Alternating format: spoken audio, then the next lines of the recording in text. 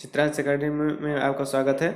हमने जैसे कि आपको पता है कि हमारे जो चैनल पे डिक्टेशन का जो वीडियो अपलोड किया जाता है वो 80 वर्ड पर मिनट की स्पीड से बोला जा रहा है। तो आपको अच्छे से प्रिपेयर होकर के एकांत जगह में पेंसिल और कॉपी लेकर के बैठना है और आउटलाइन सभी की आउटलाइन बनानी है।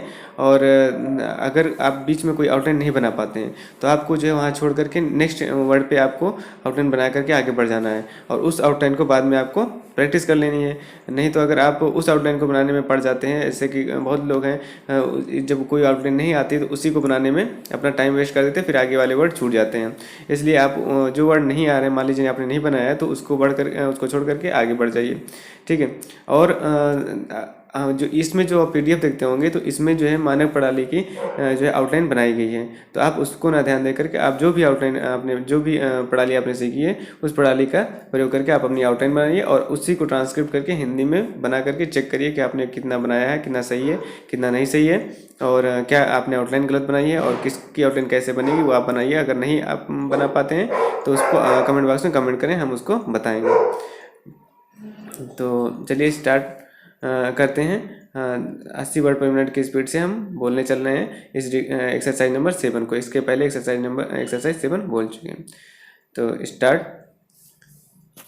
महोदय, पिछले 50 वर्षों से इस संस्थानों में हो रहे ग्रंथ निर्माण कार्य के बावजूद हमारे देश में अंग्रेजी की तुलना में हिंदी और अन्य भारतीय भाषाओं में विज्ञान सहित साहित्य अभी बहुत कम है। उदाहरण के तौर पर मैं बताना चाहूँगा कि भारतीय कृषि अनुसंधान संस्थान में कुछ वर्ष पहले राष्ट्रीय कृषि हिंदी पुस्तकालय की स्थापना की गई, जहां कृषि तथा उससे संबंधित विज्ञानों की हिंदी में उपलब्ध सभी पुस्तकें सुलभ कराने के प्रयास किए गए, लेकिन समस्त प्रयासों के उपरांत भी वहां अभी लगभग 3000 पुस्तकें ही उपलब्ध हो सकी हैं। यह विश्व में अंग्रेजी तथा अन्य भाषाओं में उपलब्ध वैज्ञानिक साहित्य की तुलना में नगण्य है।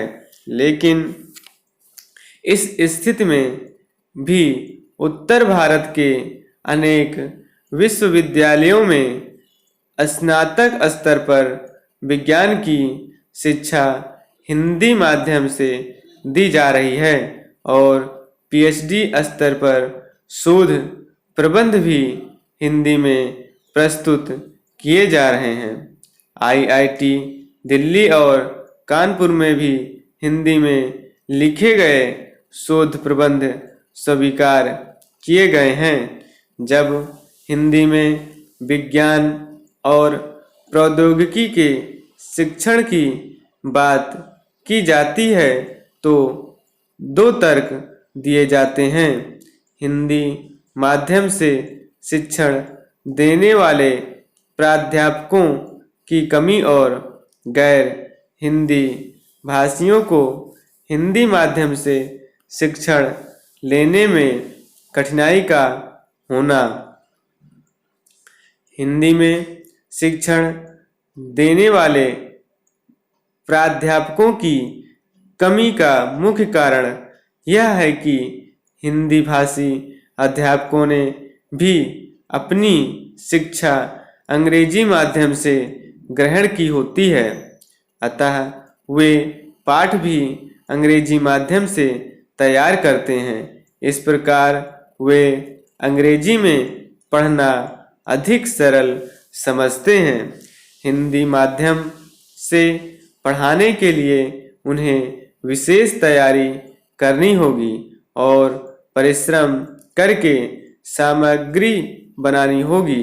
आरंभ में इसका हल ये हो सकता है कि वे मिलीजुली भाषा में शिक्षण दें। तकनीकी शब्दों का वे अंग्रेजी में ही बोल सकते हैं और यथा आवश्यकता अंग्रेजी के शब्दों का भी प्रयोग कर सकते हैं। गैर हिंदी भाषियों को यदि अंग्रेजी के स्थान पर हिंदी पढ़ाई जाए तो उन्हें आगे चलकर हिंदी माध्यम से उच्च शिक्षा ग्रहण करने में कठिनाई न होगी। वैसे भी जर्मनी, फ्रांस, जापान आदि जैसे विकसित देशों में जब कोई विदेशी उच्च शिक्षा प्राप्त करने जाता है तो उसे उस देश की भाषा भी सीखनी होती है। हिंदी माध्यम से विज्ञान व प्रौद्योगिकी की शिक्षा के मार्ग में एक कठिनाई तकनीकी शब्दावली की भी है। तो ये टेसन जो मैंने बोला ये 80 और 85 के बीच में 80-85 वर्ड पर मिनट के बीच में मैंने बोला है। तो इसको आपने जो आउटलाइन बनाई है उसको आप हिंदी में बना करके एक बार इस हिंदी लिखी हुई है इससे मैच करके चेक कर लें। अगर कोई प्रॉब्लम है, मतलब कोई वर्ड आपने नहीं बनाया है, कोई छूट गया है, तो उसको लिख लें और उसकी फिर से आप 2-3 बार 4 बार प्रैक्टिस कर लें। अगर आपको कोई प्रॉब्लम होती है तो हम कमेंट बॉक्स में कमेंट करके आउटलाइन पूछ सकते हैं।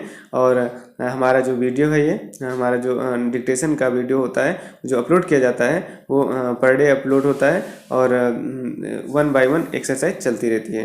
तो आप 1 by 1 एक्सरसाइज करते रहिए, हम आपको जो है ये वीडियो प्रोवाइड कराते रहेंगे। थैंक यू, धन्यवाद।